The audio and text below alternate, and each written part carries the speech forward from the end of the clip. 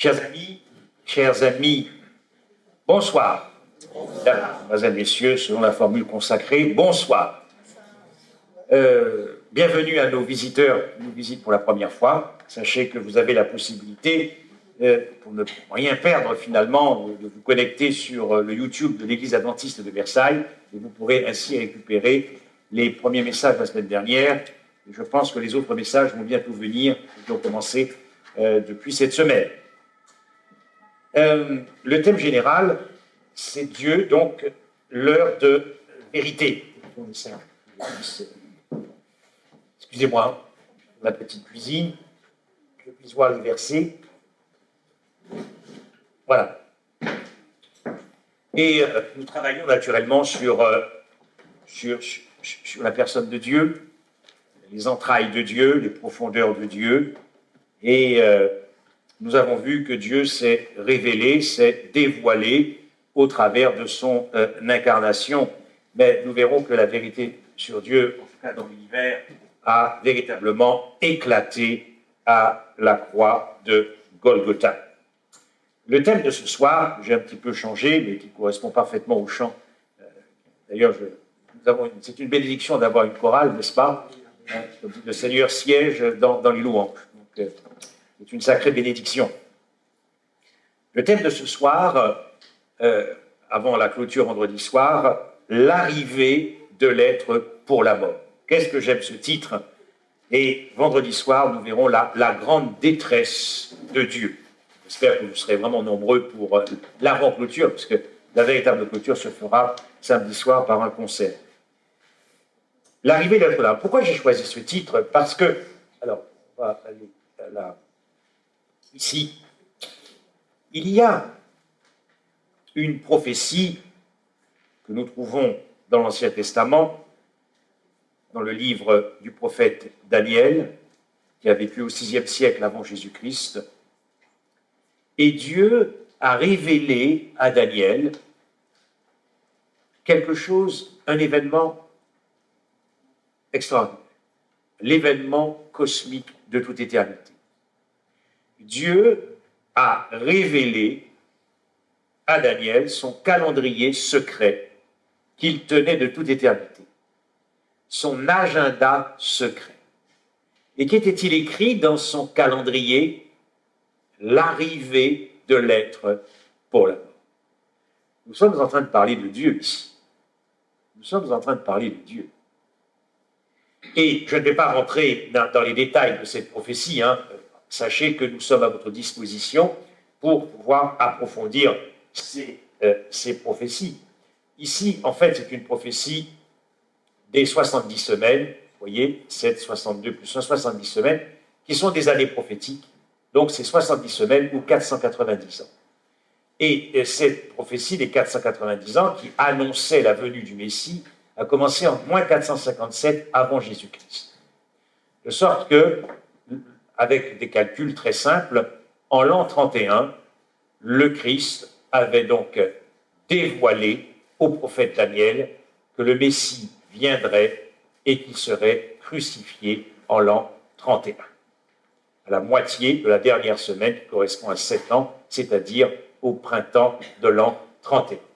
Voilà pourquoi je disais que c'était vraiment une date extraordinaire qui a été révélée, d'ailleurs pas seulement lorsque Dieu a révélé cette date à Daniel, c'est un dévoilement pour l'univers, pour les mondes habités, qui ont découvert que ce Dieu de gloire allait tout bazarder pour venir mourir sur une croix.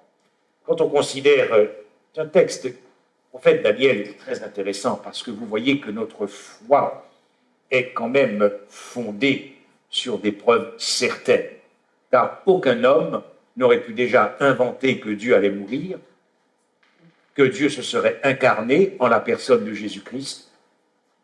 Mais trouver la date exacte c'eût été impossible pour toute intelligence. Il y a plein d'autres prophéties qui annoncent la venue du Messie dans l'Ancien Testament, mais celle-là nous donne la date exacte. De sorte que lorsque l'apôtre Pierre dira « Mais par le sang précieux du Christ, comme d'un agneau sans tache et sans défaut, prédestiné avant la fondation du monde, c'est-à-dire prédestiné de toute éternité. Ce qui est intéressant ici, c'est de voir comment finalement Dieu, de toute éternité, était connecté avec son destin. Connecté avec son destin.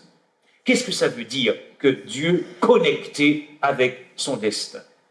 Eh bien, que de toute éternité, cette expérience pour Dieu de mourir en prenant un corps d'homme, dans sa condition d'homme, est quelque chose qui était présent dans l'Esprit de Dieu de toute éternité. Lorsque Proverbe dit « j'ai été établi depuis l'éternité », nous avons traduit le mot hébreu « établi » par « établi », mais en fait, le mot hébreu signifie qu'il allait se donner en libation, c'est-à-dire en sacrifice de toute éternité. Donc là encore, comment Dieu était connecté avec son destin, comment Dieu était connecté avec sa destinée. Alors, je vais avancer un peu parce que je vais couper le message en deux ce soir, parce que je n'aurai pas trop de temps. Voyez-vous, quand le prophète Ésaïe a également, là nous sommes au 8e siècle, voire même 8e siècle avant Jésus-Christ, il a été maltraité. On est en train de parler ici du Messie, de celui qui devait venir. Il a été maltraité, opprimé, il n'a point ouvert la bouche, semblable à un agneau qu'on mène à la boucherie, à une brebis muette, devant ceux qui la tondent, il n'a point ouvert la bouche. Parler, chers amis, de l'arrivée de l'être pour la mort, c'est de quelle mort parlons-nous lorsque nous parlons de la mort du Christ à la croix? Lorsque le monde comprendra de quelle mort il s'agit, je crois que le monde sera bouleversé.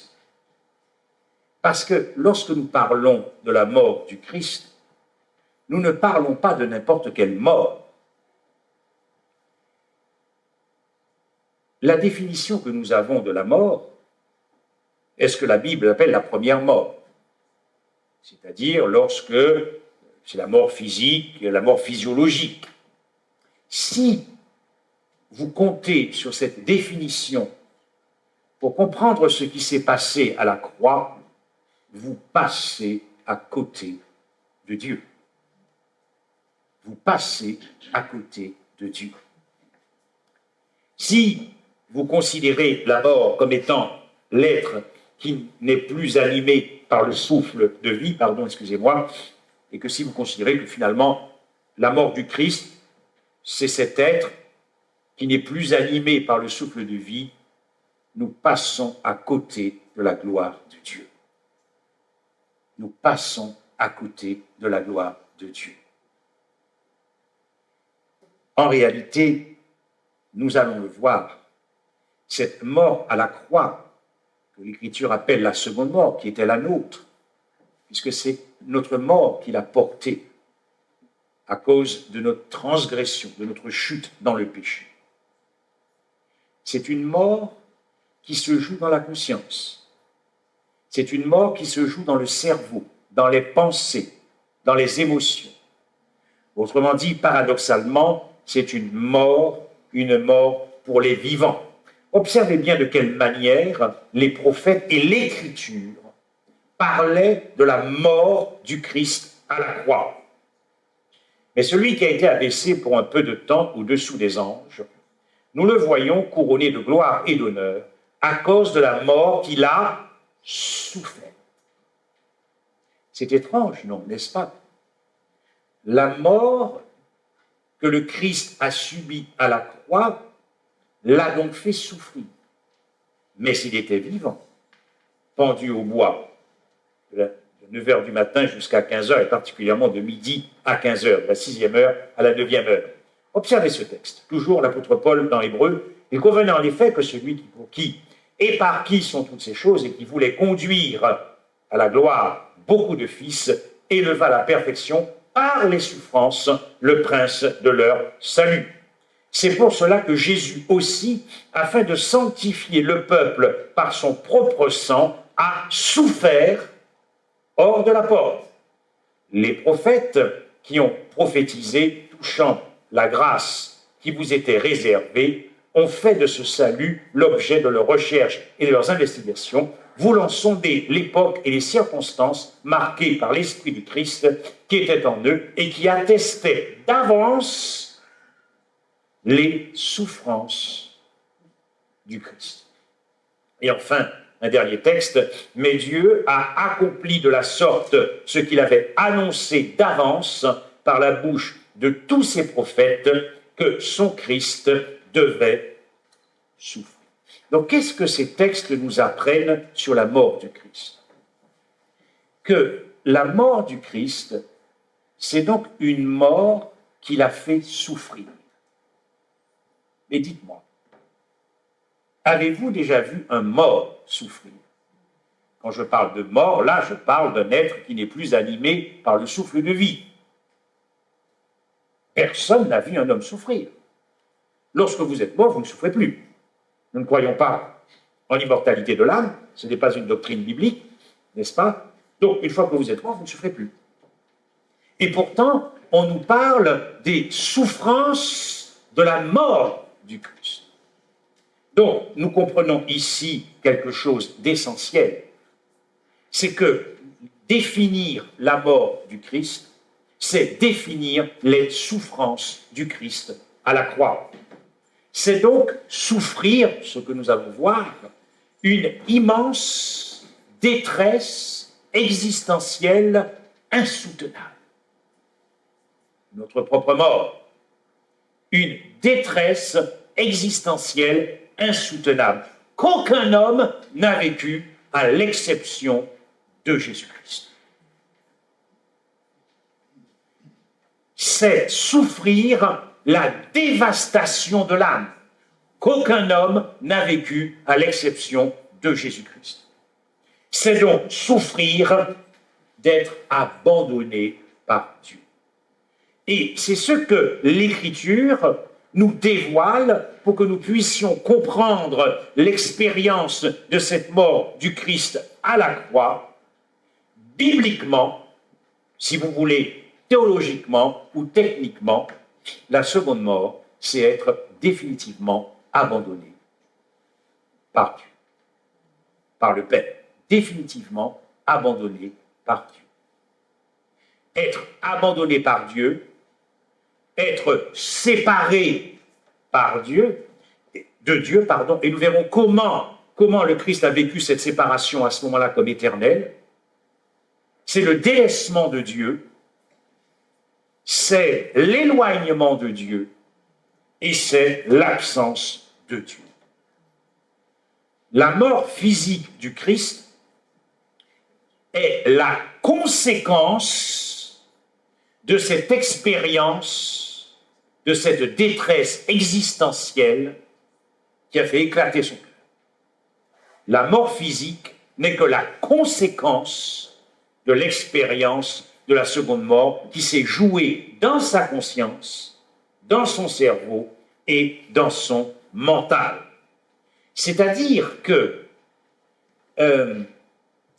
dis-moi, pasteur, il y a combien de temps que tu es marié avec Juliana? 33 ans. 33 ans. Ah, et Evelyne, avec ton mari, c'est plus que ça ou pas? Je ne sais plus. Non, tu es marié combien de temps avec ton épouse? 18 ans. 18 ans, 33 ans. Donc, est-ce que tu veux venir un instant vite fait avec ton épouse, s'il te plaît? Vous allez vous mettre tous les deux face à face. Je vais essayer de réveiller la salle. Tu peux endormir. Voilà. Vous allez vous tenir la main comme ça. Ça fait 33 ans que vous êtes mariés, et ça fait 33 ans. Et combien de temps que vous connaissez? Plus que ça? Presque 25. Mais, bien. Dis-moi, est-ce que tu peux regarder dans le blanc des yeux, Juliana? D'accord? Lui dire deux choses dans le même temps. Lui dire « je t'aime » et « adieu ». Possible, pasteur. C'est pas possible. Oui, d'accord. Est-ce que, Juliana, tu peux dire dans le même temps, regarde, pas moi, en regardant ton mari dans le blanc des yeux, est-ce que tu peux lui dire « je t'aime, pasteur » et en même temps « adieu ». C'est pas possible. Ok, je vous remercie beaucoup. Yes. Là, vous comprenez pourquoi nous disons que Christ a été abandonné par Dieu, chers amis, ce n'était pas une relation entre le Père et le Fils de 33 ans. Nous parlons ici d'une relation, et je vous invite à revoir les conférences, les 3 premières conférences. C'était une relation éternelle, d'éternité en éternité, un amour fusionnel. Le Père ne vivait que par le Fils ne vivait que pour le Père. Le Fils faisait les délices du Père, le Père faisait les délices. Autrement dit, cette expérience de la seconde mort à la croix prouve la valeur que tu as. Et ce que cela a coûté à la divinité pour que tu puisses être là ce soir.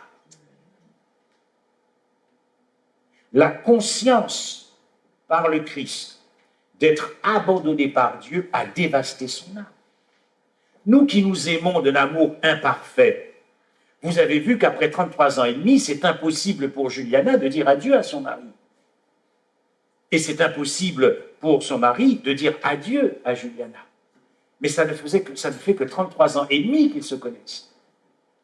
Vous pensez que parce que Dieu est Dieu, que cela ne lui a pas coûté? Bien sûr, Dieu est un être de passion. Dieu est un être de désir. Dieu est un être passionnel. Dieu n'est pas un être insensible. Donc, et ce qui vaut pour le Père vaut pour le Fils.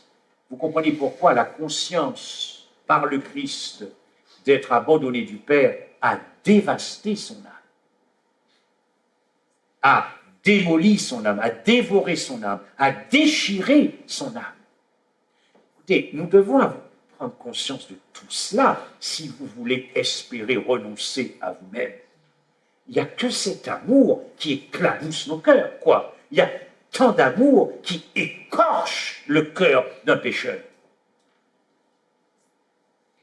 Autrement dit, cette conscience d'être abandonné par Dieu a tourmenté son âme, a affligé son âme, a torturé et rongé son âme. Il était en train de faire dans son cerveau, dans sa conscience et dans ses émotions l'expérience de la seconde mort.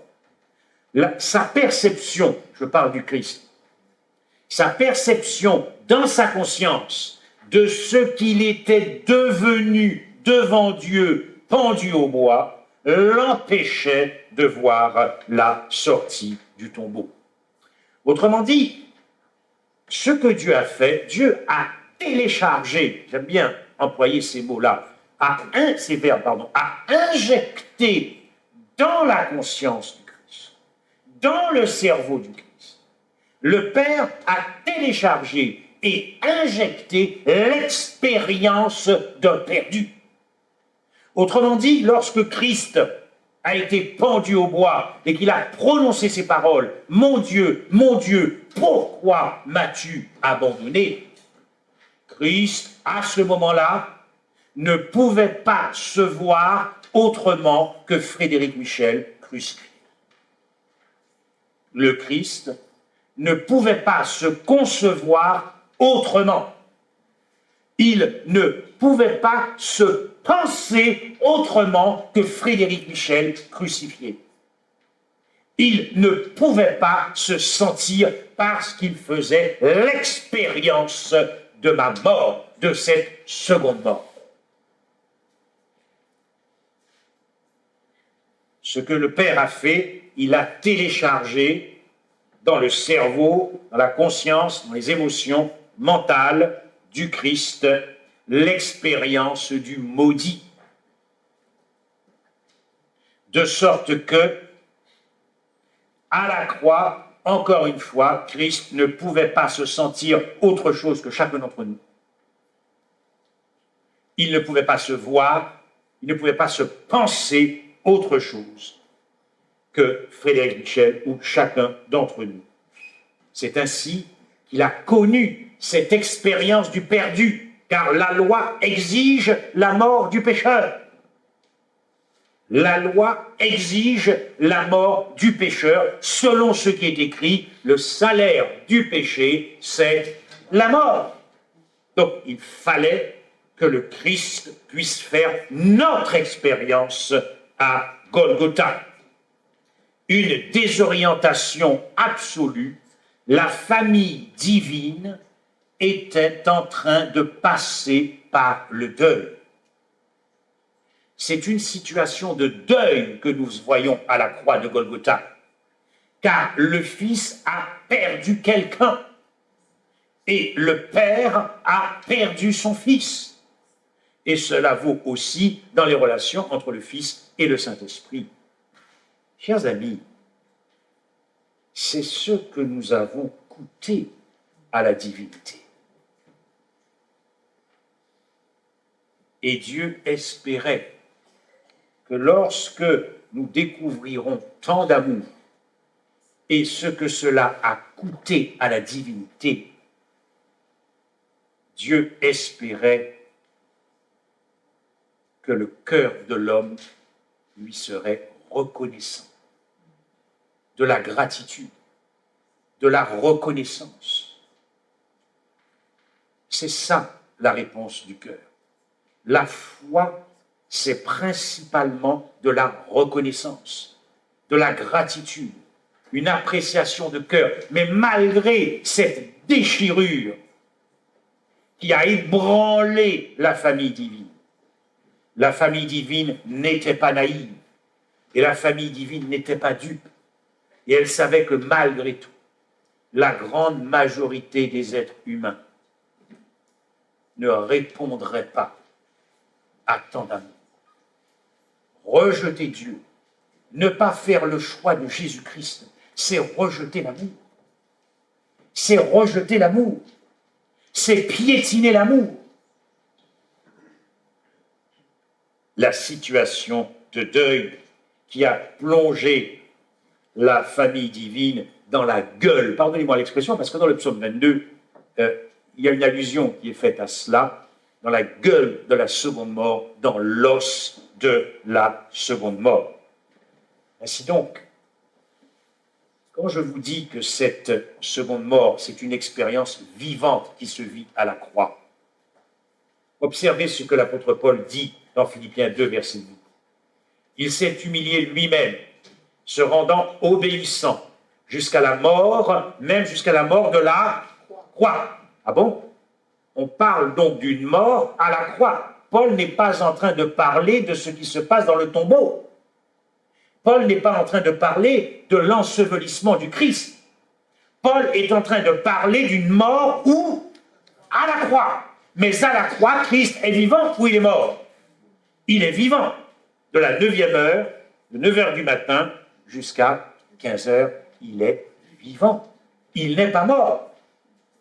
Et c'est pour cela aussi que Jean dira, maintenant a lieu le jugement de ce monde, maintenant le prince de ce monde sera jeté dehors, et moi, quand j'aurai été élevé, et pour qu'il n'y ait pas d'ambiguïté sur qu'est-ce que cela signifie quand j'aurai été élevé, nous comprenons dans le contexte du verset qu'il s'agit lorsqu'il sera élevé à la croix, j'attirerai tous les hommes à moi, et parlant ainsi, il indiquait de quelle mort il devait mourir. Il indiquait de quelle mort il devait mourir quand il serait élevé à la croix, mais il est vivant à la croix. La Bible définit plusieurs morts. Il y a également la mort spirituelle. La mort spirituelle, c'est quand un être n'est pas animé par le Saint-Esprit. La Bible le considère comme mort, et pourtant il est vivant. Lorsque le Christ s'écriera vers la 9e heure à 15 heures, voyez qu'il était vivant depuis le matin. Mon Dieu, pourquoi m'as-tu abandonné? C'est ça, la seconde mort. C'est être abandonné par Dieu. C'est la conscience vivante d'être abandonné avant que votre cœur ne lâche. La mort physique étant la conséquence. Ce cri de désolation que le Christ a prononcé, mon Dieu, nous le verrons demain soir. Vous voyez bien qu'il ne fait plus partie du cercle de la divinité. Il ne fait plus partie de la famille divine. Il ne dit pas mon Dieu, mon Dieu, mon Dieu. Il dit mon Dieu, mon Dieu. Ce cri de désolation l'a plongé dans les profondeurs de cette détresse existentielle qu'aucun homme n'a jamais vécue. Ce cri de malheur qu'il prononce ici à Golgotha l'a plongé dans les profondeurs de la seconde mort, dans les souffrances morales qu'aucun homme n'a connues. Et pourtant, dans l'histoire de notre race humaine, beaucoup d'hommes peuvent témoigner des souffrances morales extrêmes qu'ils ont vécues. Mais nous ne savons pas encore ce que c'est qu'être abandonné par Dieu. Il n'y a que le Christ. Beaucoup d'hommes ont abandonné Dieu, mais Dieu reste fidèle. Dieu reste fidèle parce que Christ est mort pour eux. C'est pour ça que ceux qui ont le sentiment qu'ils ont abandonné Dieu, consciemment ou pas, ont le sentiment qu'ils sont heureux parce que Dieu ne les a pas encore abandonnés à cause de Golgotha. Ce cri de l'anéantissement a plongé Christ dans véritablement la gueule de la seconde mort. Observez bien ceci. Christ est encore vivant lorsqu'il est abandonné par Dieu. Christ est encore vivant lorsqu'il est rejeté par Dieu. Christ est encore vivant lorsqu'il est maudit par Dieu. C'est ça l'expérience de la seconde mort. Pendu au bois, Christ vivait sa perdition, c'est-à-dire la nôtre. Pendu au bois, Christ vit sa malédiction, c'est-à-dire la nôtre. Pendu au bois, Christ vit la désolation de son être, la dévastation de son être, c'est-à-dire la nôtre. Il vit pendu au bois le chaos. Et demain, nous allons voir qu'il était devenu l'incarnation du néant dans la grande détresse de Dieu. Arrêtons-nous ici un instant avant de continuer. Nous avons chanté tout à l'heure le sang du Christ. Le sang, que les choses soient claires, représente la vie. Ce n'est pas le sang du Christ en lui-même, c'est simplement parce que le sang représente la vie et que lorsque nous parlons du sang du Christ, c'est parce que nous voulons signaler ici que c'est la vie qui s'est livrée à la mort. D'abord dans l'expérience de la seconde mort, puis ensuite la conséquence étant la mort physique. Chers amis, ce que nous ne devons jamais perdre de vue lorsque nous avons les yeux fixés sur la croix, ce que nous ne devons jamais perdre de vue, c'est l'injure de la croix, c'est l'insulte de la croix, c'est l'offense de la croix, c'est l'outrage de la croix, ce sont les torts de la croix, c'est la grossièreté de la croix, c'est le scandale de la croix. Pourquoi? Parce qu'aucun être céleste n'aurait pu imaginer que Dieu se serait associé à une croix qui, à l'époque des Romains, des Grecs et des civilisations antérieures, et j'ai déjà eu l'occasion de le dire, la croix est associée à un objet païen. La croix est associée à un objet profane. La croix est associée à ce qu'il y a de plus vil dans l'univers, à ce qu'il y a de plus mauvais, à ce qu'il y a de plus abject, à ce qu'il y a de plus bas dans l'univers. D'abord, pour les Juifs, c'est un scandale, parce que c'est lié à la malédiction. Et pour les Grecs, c'est de la folie, parce que c'est de la folie pure. C'est une injure à la sagesse. C'est une insulte à la sagesse que l'on puisse penser qu'un Dieu puisse être crucifié, pendu au bois. Chers amis, il n'y a pas dans l'univers d'injure plus grande à sa dignité. Il n'y a pas d'insulte dans l'univers plus grande à sa dignité. Il n'y a pas de grossièreté plus grande que de trouver Dieu pendu au bois. Il n'y a pas dans l'univers de plus grand scandale que de trouver Dieu pendu au bois. Il n'y a pas de dommage plus important. Il n'y a pas de tort plus important. Il n'y a pas d'outrage plus important que de trouver Dieu pendu à un bois. Voilà pourquoi cette croix, ce sacrifice nous prouve à l'évidence que la famille divine t'a aimé plus qu'elle ne s'est aimée. Vous vous souvenez de ce message? Il fallait bien quand même ici que le Père choisisse entre son Fils ou toi, qui allait souffrir cette malédiction, qui allait avoir conscience de cette perdition. C'est toi ou c'est lui? Donc le Père doit faire un choix. Et le Fils doit faire un choix. Tout l'amour du Père le pousse à te sauver, mais tout l'amour du Père pousse aussi à ne pas perdre son Fils. Et tout l'amour du Fils pousse à te sauver, et tout l'amour du Fils le pousse à ne pas perdre son Père. Ils ont préféré traverser cette vallée du deuil pour nous montrer que nous avons été aimés plus que la famille divine ne s'est aimée. Ainsi donc, cette seconde mort a été rendue manifeste. Elle a commencé petit à petit à Gethsémani, mais la conscience de la perdition, c'est à la croix, où le Christ devait achever sa destinée. Donc, vous voyez bien que cette seconde mort est rendue manifeste par l'agonie du Christ. Cette agonie, on n'est pas là en train de faire du cinéma, on n'est pas là en train de faire du théâtre. Certains hommes ont imaginé qu'à la dernière minute, il y aurait eu une substitution sur la croix. Frères et sœurs, on ne joue pas avec Dieu. Dieu n'est pas là, Dieu n'est pas un menteur, n'est-ce pas? Il fallait payer la dette de nos péchés. Il fallait que quelqu'un paie. Naturellement, Dieu est un Dieu qui est juste. Il nous a tous embarqués en lui dans la traversée de cette seconde mort. Nous étions tous en lui, mais c'est lui seul qui dégustait la conscience d'être perdu, la malédiction, et y compris le jugement, la condamnation, la culpabilité et la punition. Autrement dit, lorsque Christ agonisait, cette agonie abolissait en lui la pensée de la résurrection. Cette agonie abolissait en lui l'espoir de la résurrection. Car vous ne pouvez pas être maudit et espérer quoi que ce soit.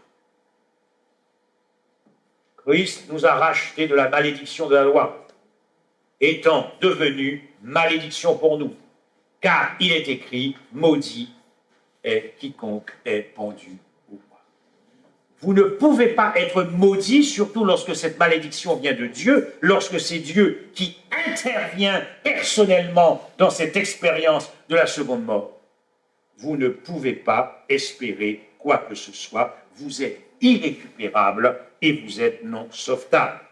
Autrement dit, dans cette expérience de la seconde mort, lorsque Christ vivait dans son cerveau cette séparation avec Dieu, sachant en plus cette histoire de 3 jours, bien sûr, mais quand vous avez vécu une éternité, chaque seconde de séparation est vécue comme une éternité, chers amis.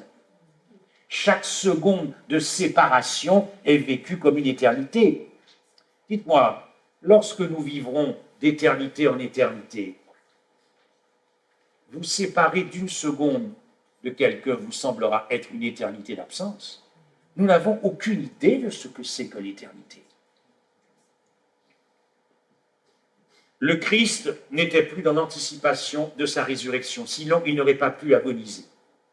Le Christ ne possédait plus l'assurance de sa résurrection, cette assurance prophétique, cette promesse de son Père. Il ne la possédait plus comme il le voulait, quand il le voulait. Sinon, cette agonie, c'est du cinéma. Cette assurance de la résurrection, il ne la possédait plus comme il le voulait et quand il le voulait, parce qu'il faisait l'expérience de Frédéric Michel à la croix. Parce qu'il a fait l'expérience de ceux qui, après le millénium, le jugement dernier, feront cette expérience du Christ. D'abord, à l'occasion de leur jugement, ils auront conscience. Ils auront conscience qu'ils sont abandonnés de Dieu. C'est la même expérience. Mais lorsque nous interrogerons les perdus après le millénium et que nous leur demanderons « Est-ce que vous êtes dans l'anticipation de la résurrection ?» Que vont-ils dire? Non, c'est cette expérience que le Christ a vécue à la croix. Les ténèbres dont on nous parle depuis la 6e heure, c'est-à-dire de midi à 15 heures, ces ténèbres n'étaient que le reflet visible et extérieur des ténèbres plus profondes qui envahissaient l'âme du Christ et qui l'empêchaient de voir au-delà du tombeau. Cette assurance de la résurrection, il ne la possédait plus comme il le voulait et quand il le voulait. Car lorsqu'on a parlé de ce tremblement de terre,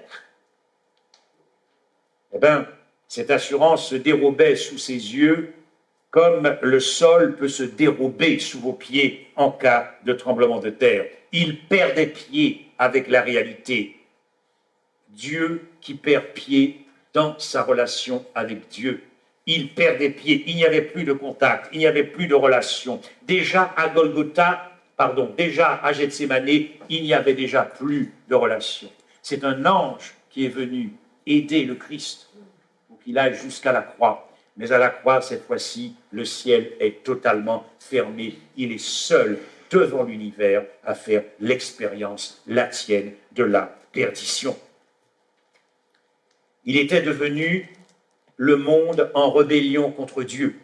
C'est ce que dit Jean. Maintenant, le jugement de ce monde, le jugement dernier, celui que nous attendons, a déjà eu lieu à Golgotha, car la volonté de Dieu était de sauver une race humaine. Et que dans cette expérience du sacrifice du Christ, Paul ajoutera après, il n'y a plus de condamnation. Le jugement apocalyptique a déjà eu lieu à Golgotha, le jugement de ce monde. Mais qui avons-nous à la croix? Le Christ, qui était donc devenu le monde en rébellion contre Dieu. Et nous voyons ici un autre aspect qui accompagne cet abandon, qui accompagne ce délaissement, c'est que la seconde mort est associée au jugement dernier. La seconde mort est associée à la condamnation, à la culpabilité. Je ne rentrerai pas ce soir ici parce que je n'ai pas trop de temps, mais lorsque nous lisons dans la fin de l'Apocalypse qu'un feu descendra, c'est ce feu intérieur qui a consumé Christ de l'intérieur, le feu de notre culpabilité, le feu de notre condamnation. D'ailleurs, le psaume 22 dira que mon cœur est en train de fondre comme de la cire.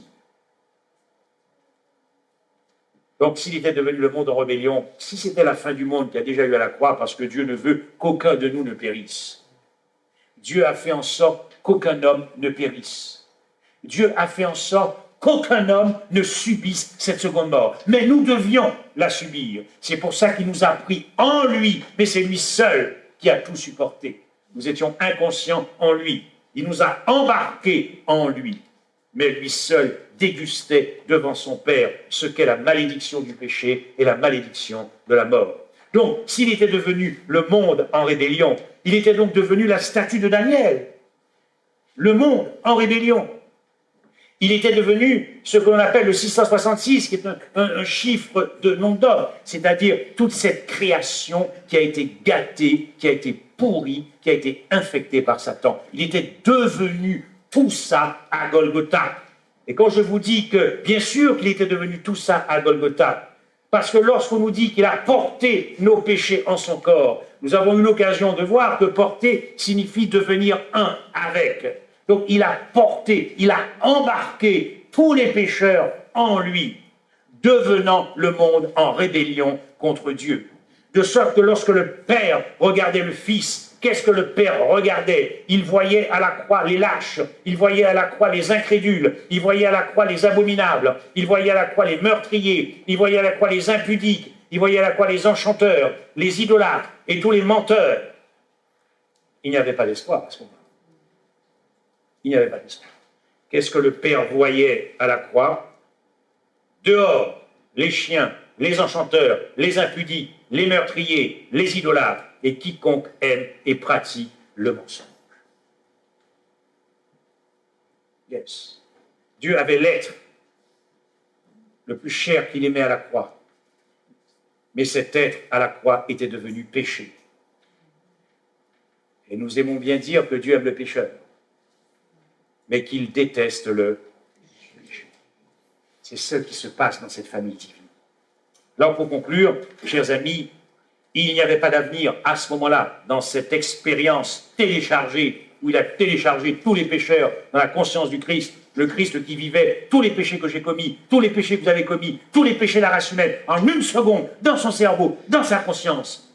Il vivait ma vie, il vivait ta vie. et nous étions tous un avec lui. Il ne pouvait pas y avoir à ce moment-là d'avenir, de futur et d'éternité.